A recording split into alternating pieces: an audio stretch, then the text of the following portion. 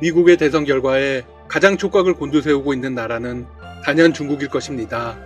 세계 각국 정상들이 바이든 당선인에게 축하 메시지를 보냈고 전화 통화도 했습니다. 중국은 그동안 아무런 반응을 보이지 않았습니다. 그리고 미국 대선이 끝난 지 열흘 만에 바이든 대통령 당선인과 해리스 부통령 당선인에 대한 축하 인사를 전했습니다. 이에 전문가들은 트럼프 대통령을 배려한 것이라는 분석을 내놓았습니다. 왠지 꿈보다 해몽의 느낌이네요. 중국은 당선인이라는 표현은 쓰지 않았습니다. 바이든 후보를 당선인이 아닌 미스터라고 지칭하며 여전히 신중한 태도를 가지고 있다는 것을 보여주었죠. 물론 바이든과 해리스가 우위를 점했다는 점은 인정한 것입니다. 자, 그런데 중국의 축하 인사는 시점이 좀 중요합니다. 최근 폼페이오 국무장관은 한 라디오 방송에서 중국이 엄청난 충격을 받을 만한 발언을 했습니다. 대만은 중국의 일부가 전혀 아니다. 중국이 뒤집어질 만한 이야기죠. 사실상 역대급 발언입니다. 폼페이오는 이렇게 덧붙였습니다. 미국이 35년간 고수한 외교 안보 정책을 설계하기 위해 레이건 행정부가 했던 일을 통해 이를 알 수 있다. 폼페이오 장관이 레이건 대통령을 언급한 이유는 무엇일까요? 로널드 레이건 전 미국 대통령은 1982년 당시 대만의 무기 판매를 줄이기로 중국과 공개 합의했습니다. 하지만 대내적으로는 중국의 위협 수위에 따라 대만에 제공하는 무기의 질과 양을 결정한다고 명시했습니다. 주 대만 미 대사관 격인 제 대만협회는 지난 9월 관련 문서를 공개했습니다. 폼페이오 장관의 발언이 알려지자 중국은 곧바로 반박했습니다. 지난 13일 중국 외교부 대변인은 폼페이오 장관을 언급하며 강한 발언을 쏟아냈습니다. 우리는 폼페이오 장관과 그 동료들에게 엄중히 경고한다. 중국의 핵심 이익을 침해하거나 중국 내정에 간섭하는 행위는 중국의 단호한 반격을 맞게 될 것이다. 중국 정부에 이어서 민족주의 성향이 강한 황구시보도 강력한 논평을 내놓았습니다. 폼페이오 장관은 다른 미 고위 관리가 한 번도 한 적이 없는 말을 했다. 그의 발언은 미국이 대만 해협의 안정을 얼마나 위태롭게 할 것인가에 대한 추측을 다시 한번 불러일으켰다. 이어서 하나의 중국 원칙은 중미 관계의 추석 중 하나이다. 중화인민공화국은 중국의 유일한 합법 정부로서 해협을 가로지르는 양쪽 모두 하나의 중국이라는 사실이 중미 공동문서에 분명히 적혀있다고 주장했습니다. 미국은 중국을 전방위로 압박하고 있습니다.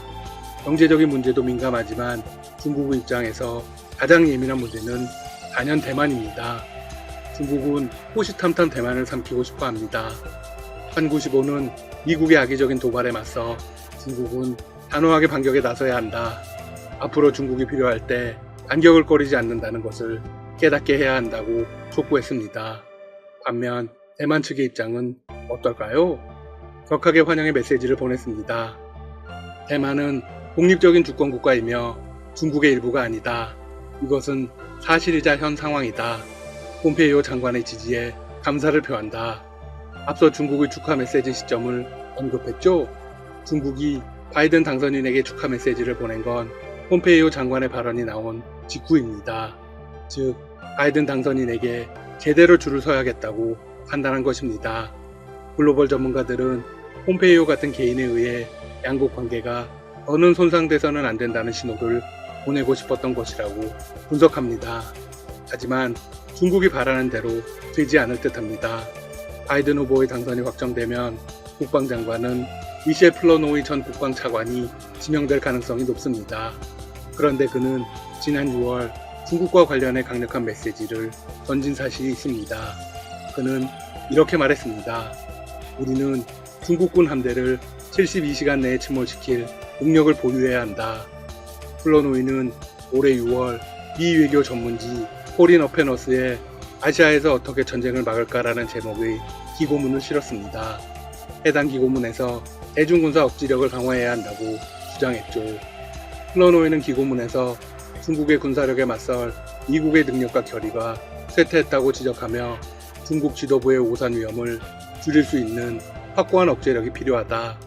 미국이 남중국해에서 억지력을 강화하면 중국군이 군사행동을 제거할 수 있다고 주장했습니다. 화제가 되고 있는 메시지는 바로 직후에 나옵니다.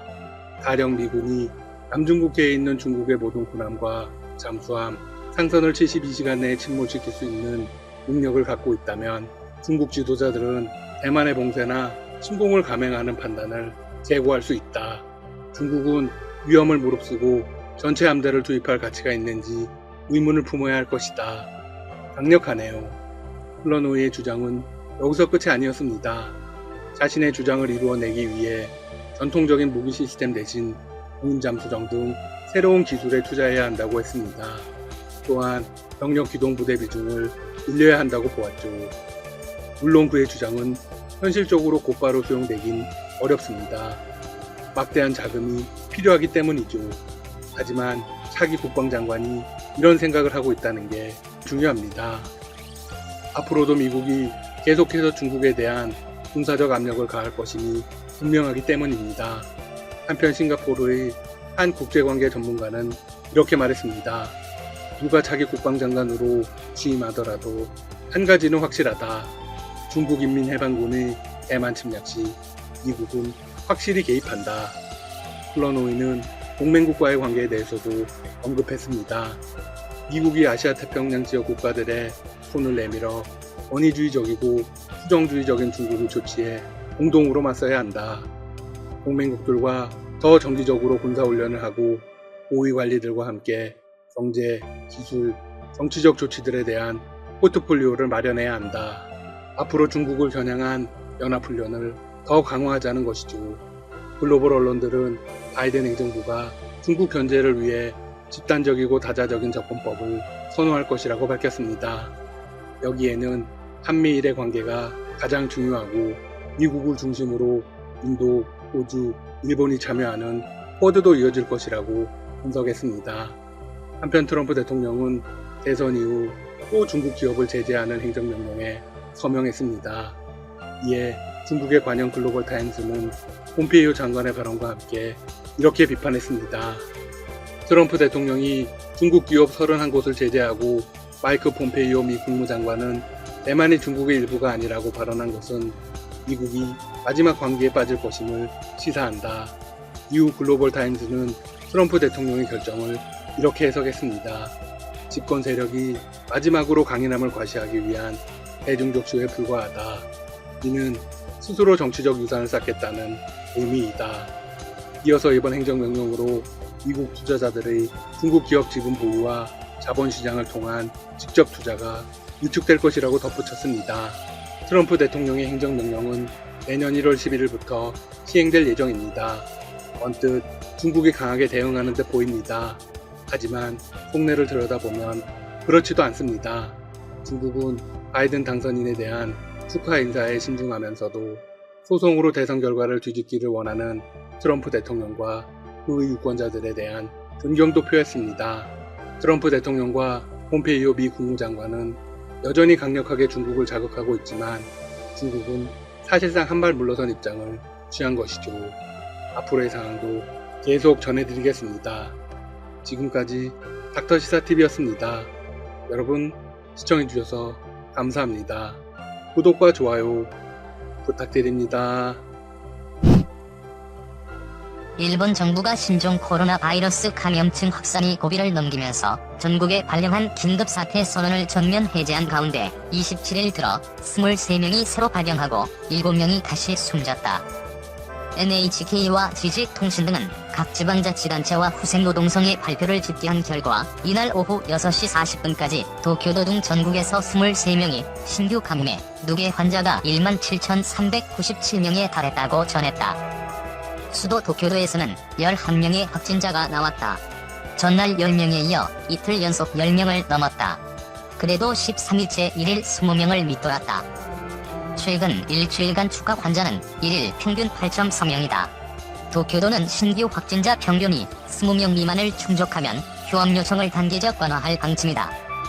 테워드로스 아드하놈 거브러여수스 세계보건기구 사무총장이 일본의 신종 코로나 바이러스 감염증 대응이 성공적이었다며 극찬했다. 교도통신과 NHK 등 일본 언론에 따르면 25일 스위스 제네바 WHO 본부에서 열린 기자회견에서 거브러여수스 총장은 코로나19가 정점에 달했을 때 일본에선 하루 700명 이상의 감염자가 나왔지만 지금은 40명 정도에 머물고 있고 사망자 수도 적다. 일본은 성공했다고 밝혔다. 아울러 일본이 감염 경로의 파악 등에 주력하는 점도 높이 평가했다. 더불어 야우스 총장은 일본이 긴급 사태를 전면 해제하더라도 감염자의 발견, 추적, 치료, 격리 등 기본적인 조치는 계속해야 할 것이라고 강조했다. NHK 집계 기준 일본의 코로나19 1일 신규 확진자 수는 지난달 11일 720명으로 정점을 찍은 뒤 감소하는 추세를 보이고 있다. 특히 이달 들어선 15일부터 10일 연속으로 신규 확진자 수 100명 미만을 기록했다. 그러나 국내외 전문가들은 여전히 일본의 코로나19 진단검사 건수가 주요국들에 비해 현저히 적다는 이유로 일본의 코로나19 누적 확진자와 사망자 수 모두 과소 집계됐을 가능성이 있다고 지적하고 있다. 본 후생노동성에 따르면 지난 25일 0시 기준으로 일본에서 PCR 검사를 받은 사람은 모두 23만 561명으로 한국의 3분의 1에도 못 미친다. 아베 총리, 코로나19 3개월간 8차례 기자회견, 감정적 고소에 치우쳐.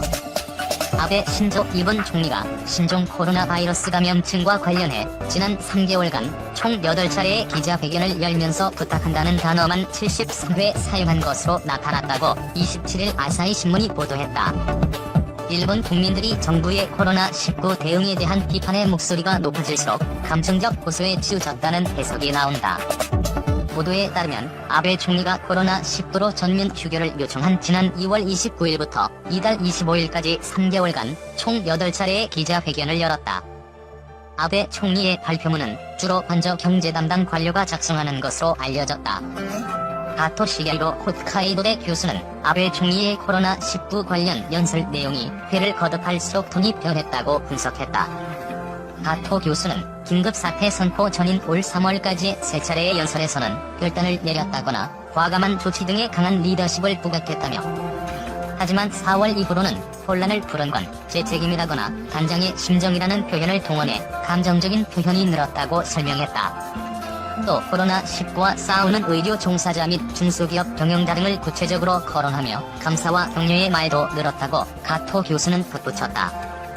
그는 비판 여론이 아베 총리의 연설 내용 변화에 미친 영향은 매우 컸다고 생각한다며 감성적인 표현에는 나도 열심히 하고 있고 국민들과 같은 마음이라는 공감을 불러일으키려는 의도가 반영된 것이라고 밝혔다. 이어 그는 아베 총리가 외출 자제 등을 요청하면서 총 73차례에 걸쳐 부탁한다는 취지의 문구를 사용한 점도 눈에 띈다고 말했다. 이는 정부가 강제력을 행사할 수 없어 불가피한 부분이 있긴 하지만 나중에 일이 잘못됐을 경우 책임 소재를 국민에게 돌릴 수 있어 아베 총리로선 위험 부담을 낮출 수 있는 전략이었을 것이라고 해석했다. 아베 총리가 정치적 책임을 추궁당할 때마다 책임이 있다거나 책임을 다하겠다고 말하지만 구체적으로 어떻게 책임을 질지에 대해서는 언급하지 않는다고 아사히 신문은 비판했다. 정치 분석가인 이토 아수오 역시 아사히 신문의 정치인에게 말은 가장 중요한 요소지만 아베 총리는 프롬프트를 통해 읽을 뿐 말에서 본인의 체온이 느껴지지 않는다며 아베 총리의 연설에서는 해외 사례를 언급하는 경우가 많지만 국민들이 궁금한 건 자신들이 어떻게 될지에 관한 것이라고 꼬집었다. 한편 WHO가 일본의 대응을 극찬한 것은 일본이 WHO의 분담금을 더 분담하기로 약속했기 때문이라는 지적도 나오고 있다. 일본 긴급사태 해제 성공할까? 긴급사태를 선포한 지 48일 만의 일이다. 아베 신조 내각은 해제 조치를 취한 기초 지표로 최근 일주일간 신규 감염자 수가 인구 10만 명당 0.5명 이하로 내려간 점을 강조하고 있다. 세계적으로도 매우 엄격하게 설정한 해제 기준을 통과했다는 것. 그러나 그동안 검사가 계속 지연되고 있는 상황에서 해제 조치가 너무 빠른 것이 아니냐는 지적이 일고 있다. 과학 언론들의 관심도 이어지고 있다. 27일 과학 언론인 사이언스지도 특별한 관심을 갖고 코로나19와 관련한 최근 일본의 사례를 분석하고 있다. 킹스 칼리지 런던의 국제보건 전문가인 켄지 시부야 교수는 감염이 최고조에 이른 시점에서 일본 정부가 취한 지발의 머무르기 조치가 효력을 발휘한 것 같다. 고 논평했다. 그러나 도호쿠 대학의 미생물학자이면서 공공보건 전문가인 히토시 오시타니 교수는 일본에서 신종 바이러스 확산이 아직 끝나지 않았다 고 보고 있다. 오시타니 교수는 정부에서 긴급 사태를 종식시켰음에도 불구하고 곳곳에서 작은 규모의 감염 사례가 발생할 수 있다. 며 보건당국에서 예상되는 사태를 대비해 줄 것을 요구했다. 코로나19 팬데믹 사태에 직면해 일본은 소극적인 대처로 곤란을 겪은 대표적인 나라다. 지난 2월 일본에 정박한 유람선 다이아몬드 프린세스에서 3,711명의 승객 중 712명의 확진자가 발생했고 그중 14명이 사망하는 사태가 발생했다. 이어 일본 전국으로 신종 바이러스가 퍼져나갔다. 오시타니 교수는 당시 급박한 상황에서 유전자 증폭 검사를 통해 빠르게 번져나가는 코로나19를 막기는 불가능했다. 고 설명하고 있다. 오시타니 교수에 의하면 보건당국이 다른 나라와 완전히 다른 조치를 취했다. 코로나19가 발생할 수 있는 경로, 집단들을 파악해 체육관, 라이브 뮤지컬, 댄스장, 가라오케 등 사람들이 많이 모이는 장소에서 집단 발병이 이루어지고 있다는 사실을 파악했다. 보건당국은 또 이들 집단과의 접촉을 통해 발병한 환자들의 증상을 분석했다. 그리고 전부는 아니지만 많은 수의 환자들이 미미한 증상을 보이거나 무증상을 보이고 있다는 점에 주목했다.